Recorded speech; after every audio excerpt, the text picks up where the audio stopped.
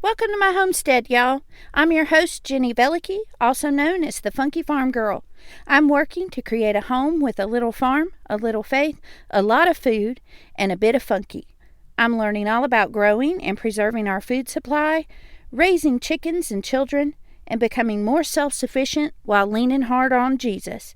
And I want to take you along for the ride. So grab yourself a cup of something wonderful and let's visit a while.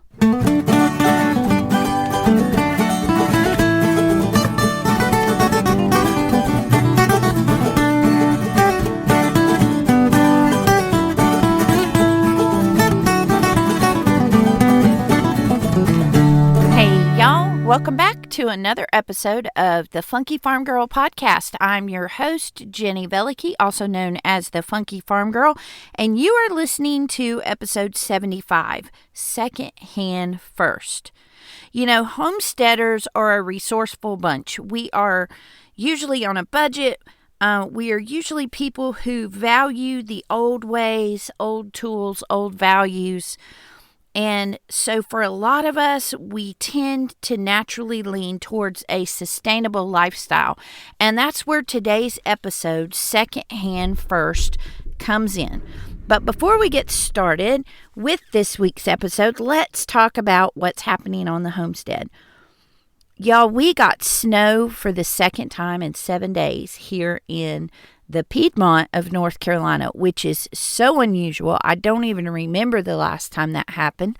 We normally will get one good snow, and by good snow, I mean like more than 2 inches, maybe once every couple years. And usually it's accompanied by ice and a bunch of messy roads and things like that. This is our second good snow in 7 days. So the girls are really enjoying playing in the snow. The chickens not so much, but the chickens are beginning to increase their production. They're beginning to lay more eggs, and more of them are laying on a regular basis, and even the quail have begun to lay a few eggs here and there. So, signs of spring. It's on the way, y'all. It will be here before we know it. On that topic, I'm starting to look into what seeds I'm going to buy this year. I've made myself wait until now. I probably will not order them until the first week of February, simply because it will take me that long to decide what I want. But I definitely encourage you to follow me over at the Funky Farm Girl on Instagram so that you can see what kinds of seeds I'm looking at, what kinds of things I want to grow in the garden this year.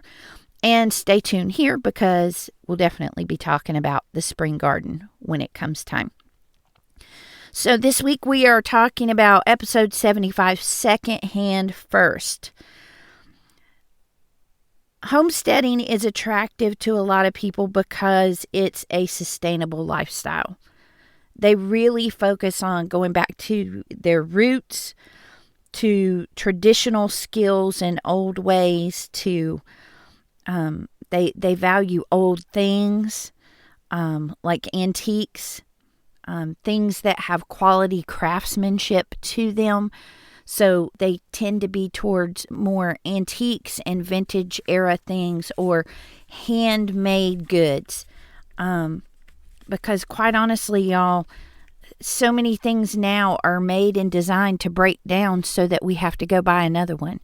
And so for so many things, new can equal disposable, even when it comes to things like appliances. If we're not careful about how we shop and what we choose to buy. So homesteaders tend to value those traditional skills and the old things. They also tend to be really into regenerative farming and land ownership, and they want to sustain the land. They want to help it to flourish and grow, and they want to get the most use out of it. So they're aware of environmental concerns. They're aware of stewardship. They're aware of being thrifty with their supplies and with their tools. They're very aware of waste and trimming any excess and being very conscious of making sure that nothing is wasted. And so with quality goods and sustainability in mind, along with usually budget restrictions and having a core value of traditional skills and ways and things, that naturally leads a lot of homesteaders to buy secondhand.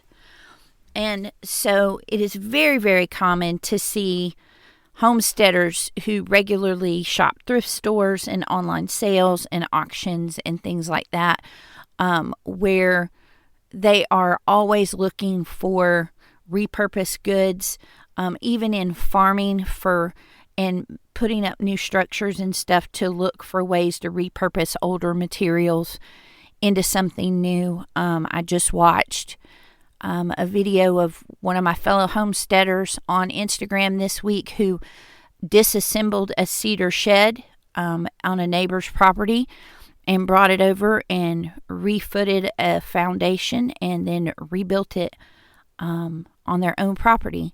And so secondhand is such a huge part of the lifestyle of a homesteader. Is very, very common feature in homesteaders. So what does it mean to put secondhand first? So when you're talking about secondhand first, it's not just that, secondhand is great and every once in a while I use it.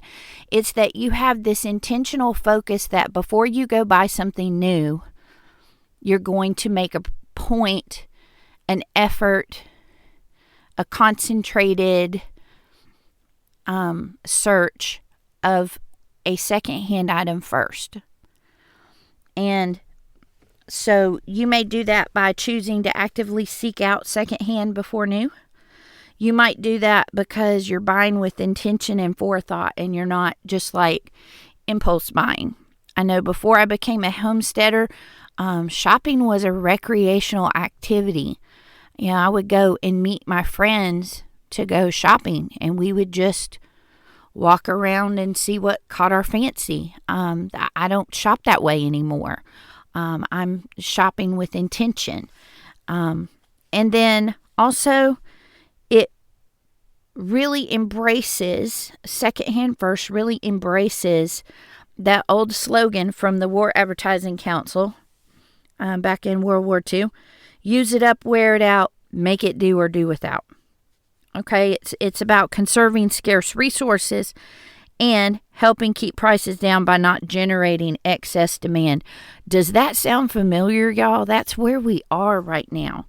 This slogan is a great way to deal with the inflation and the supply chain issues that we're having. So even if you've never ever shopped secondhand before, if you can look at Secondhand First as a way to conserve scarce resources and help keep prices down by not generating excess demand because you're using it up, you're wearing it out, you're making do, or you're doing without, that's going to make a huge difference in our economy. It's how they got through the war without the entire economy just collapsing. If you go back and read, they went from 11% inflation at that time to like 2.4%.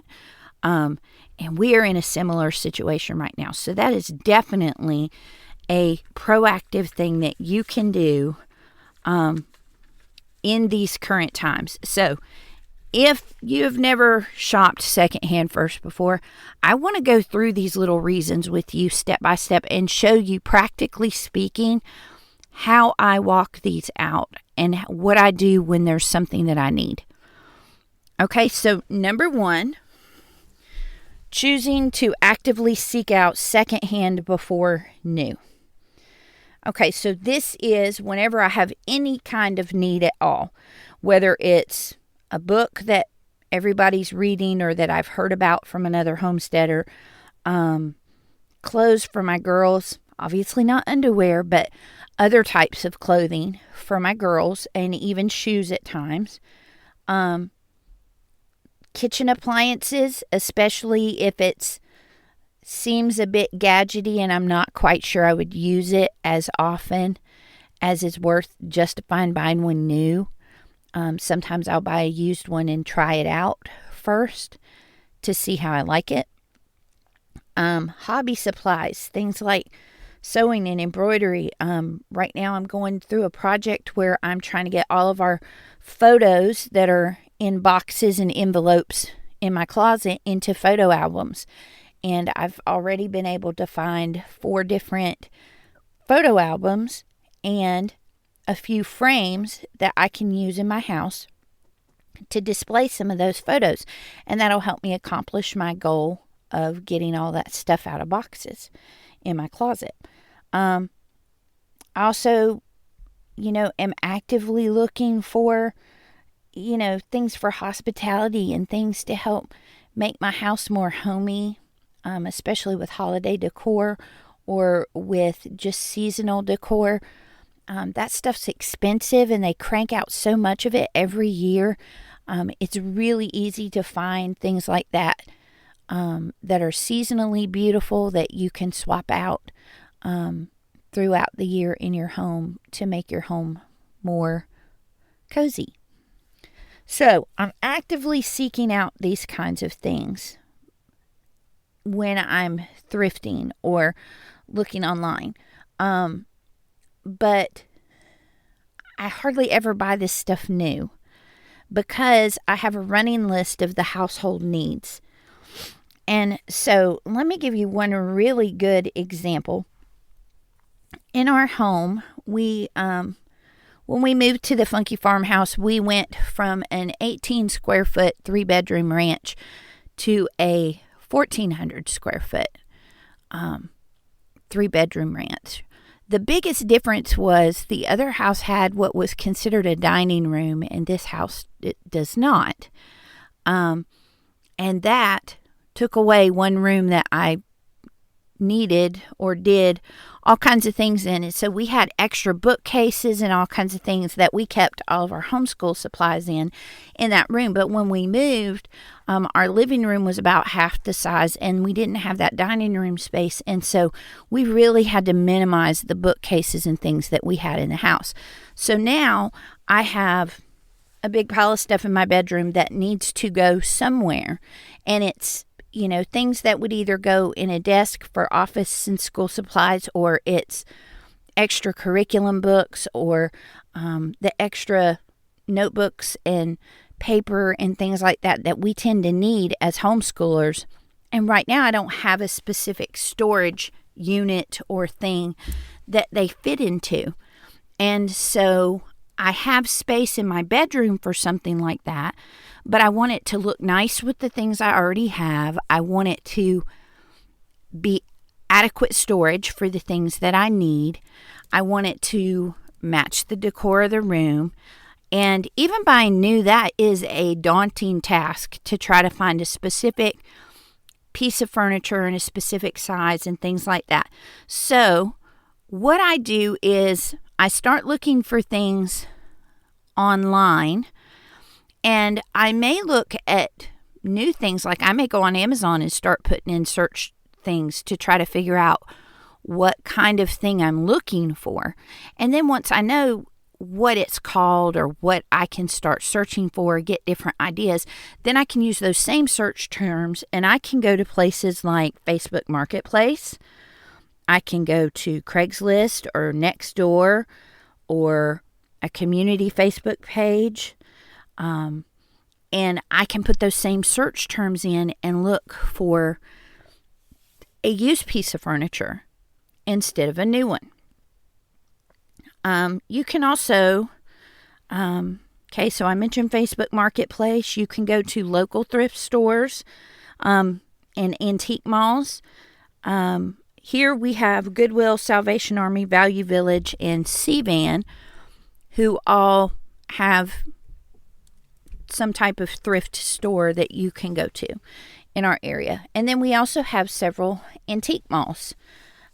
So between all of those, I can do a lot of searching and looking for a specific piece.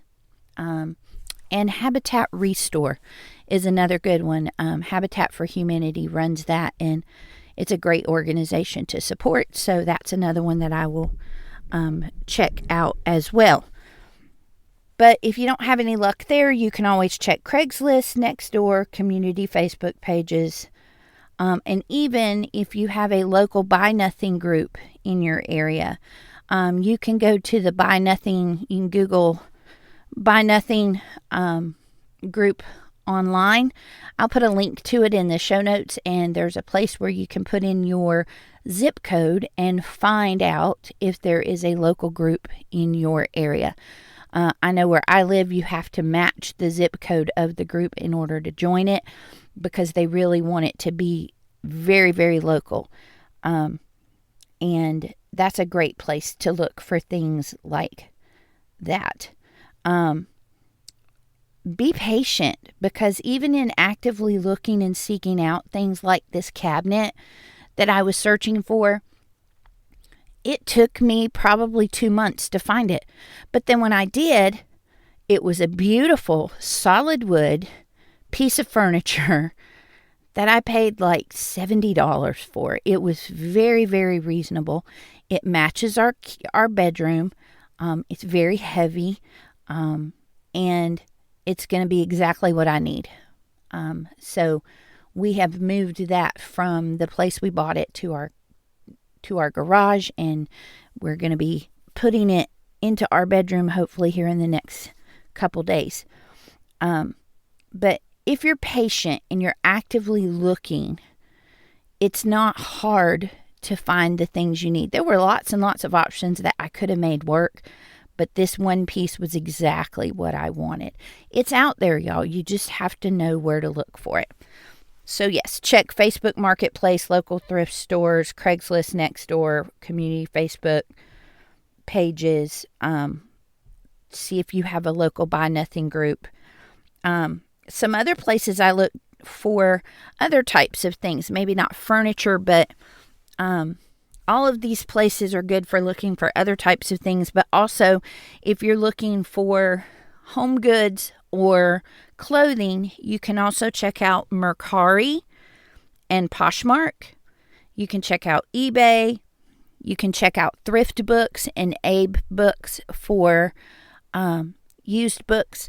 I'll put links to a lot of this stuff in the show notes so that you are able to go and check out those things and explore and see if some of the things that you're looking for can be found in these places. I will put in a small caveat here that these links may be affiliate links in which I receive some kind of compensation or discount if you use that. And I appreciate you supporting the podcast by using my affiliate links when I provide them for you, because it really helps support me as I'm producing this podcast. So thanks for being willing to support me that way. So we're actively seeking out secondhand before we buy new.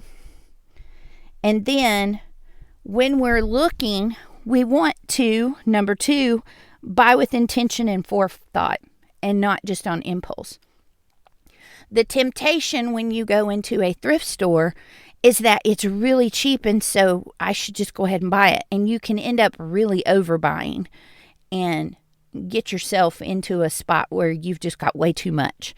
And so we want to be intentional in our shopping, that just because it's cheap doesn't mean it's a good thing to buy. So always keep a running list of what you need. I always have a list of things that I'm actively looking for, but then I also have a list of things that if I happen to find them, things that I know that are useful and beautiful and would be used regularly around my house, pretty much all the time. So things like really quality wooden utensils or serving ware for hospitality. For example, I just went into a thrift store the other day and I got 2 of the very long teaspoons that you would stir your drink with. Those are really great for stirring our coffee in the morning, especially my husband with his great big travel mug that's tall and and big, that gets way down in there. And so having a couple extra of those spoons was great. I also found a little spreading knife that you would use for like cream cheese or maybe the butter dish on the table. And then I found a little a tea caddy thing that goes inside of a teacup. It's smaller than the one that I have for my mug. So it would be more for a dainty like teacup of loose tea. And I got all of that for less than $2. And so those are the types of things that I look for all the time. Fancy little pickle forks or a spoon to spoon out a condiment or a jam or something with, or, just little things like that just really make a meal feel more special, or things that help with hospitality. Maybe you look for beautiful towels that you put out when you have company come or at the holidays or things like that. I also look for baskets that can be used either to serve bread or to use as storage. I don't have a ton of baskets, but the ones that I do have are good quality, well-made, sturdy baskets. And almost all of them have been thrifted. I don't remember the last time I bought a new basket. I also look for cast iron, or I did. Now I have plenty. I have 6 different skillets and 3, 4, 5 different pots. So I have plenty of cast iron now. But before, I would look for it. I do still notice it when I go into stores. Cast iron is something that even if it looks rusty and is in a bad condition, can be cleaned up pretty easily.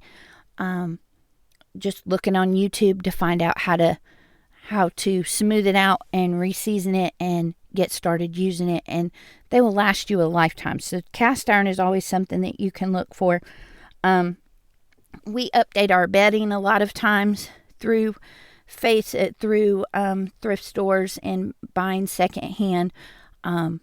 Almost all of my bedding on my bed now is pieced together from things that I found at thrift stores, and that ended up being, I picked a color and just bought lots and lots of things of that color. So we have different pillows and things like that just the layered look of it all together in different shades of that one color just looks really pretty on the bed.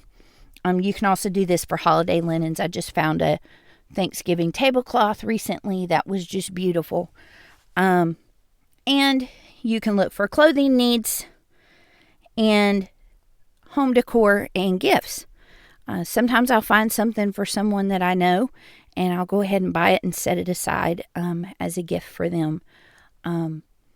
So, as you got your running list and you're looking for all of these different things, also keep in mind that you don't necessarily have to go buy something else. And that brings us to number 3, our slogan that we started out with: use it up, wear it out, make it do without. The first thing you really need to ask yourself is, do you really need it? So when you have something that breaks down, or when you, for example, you're going to a wedding and you need a dress to wear to the wedding, do you really need a new dress? Could you find something in your closet that would already be appropriate? Or are you just in the habit of, I'm going to an event, I need to buy a new outfit? That was one thing that really struck me when I first started buying Secondhand First, was the number of times I just automatically was like, oh, I have to go buy a new thing because I'm going to this. No, you don't really have to. Sometimes what you have already is perfectly fine. Sometimes you're asking, do you really need it? And it's maybe an item on your grocery list and you can substitute something else. I'm doing a lot of that with the pantry challenge this month. But sometimes it's not something that we really need. It's just maybe something popular that everybody has and we want it because we don't want to miss out. So ask yourself, is it something that I really need, or can I do without it? Is it something that you can substitute something else for it? Or maybe you have a problem with something and you just need to fix it. For example, I have a little lamp by my bed, and one night I went to turn off the switch and the switch came off in my hand, and I was having to plug and unplug the lamp in order to turn the lamp on and off. Michael was able to go buy a little $3 and something piece to put inside the lamp, fix the lamp switch, and now I can turn the lamp on and off without having to unplug it. I did not need to go out and buy a new lamp, y'all. It was easy to just fix the lamp we had. And if you don't know how to do stuff like that, I encourage you to learn. These are some of the traditional skills that just haven't been passed down. But there is such a plethora of information online that you can Google or YouTube search just about anything and learn how to do it. So I really, really encourage you to learn to fix things, learn to substitute something else for it, learn how to mend your clothes, learn how to sew a tear or fix a split seam or replace a button or a zipper. My husband has a busted zipper on one of his favorite jackets right now. And so this week I spent $4 and I bought a new zipper, and I'm going to learn how to put in a new zipper in his coat instead of going and buying him a new coat. So all of those kinds of things are things that we can actively do to make secondhand our first choice. And so I really encourage you, if you've never thought about buying secondhand first before, think through some of these things and see which ones of them really resonate with you, which ones you can easily begin to implement on your own, in your own house. Look through your current shopping list and see, how can I put secondhand first with these things on my list? And I encourage you to go to Instagram and check out at The Funky Farm Girl, especially my stories. I'm going to make a highlight that will be on my profile page of Secondhand First, so you can see just some of the many, many, many things in my home that we have bought secondhand. Secondhand does not have to mean ugly. It doesn't have to mean dirty, stinky, and in disrepair. There are so many beautiful things that you can buy secondhand. And I really hope that this week's episode helps you think where you're buying your things. See you next week. Thanks for stopping by, y'all. If you're inspired by what you've heard today, the best compliment you can give me is to share The Funky Farm Girl with your friends. You can stay connected by following The Funky Farm Girl on Instagram, Facebook, and YouTube. Until we meet again next week, remember to bloom where you're planted.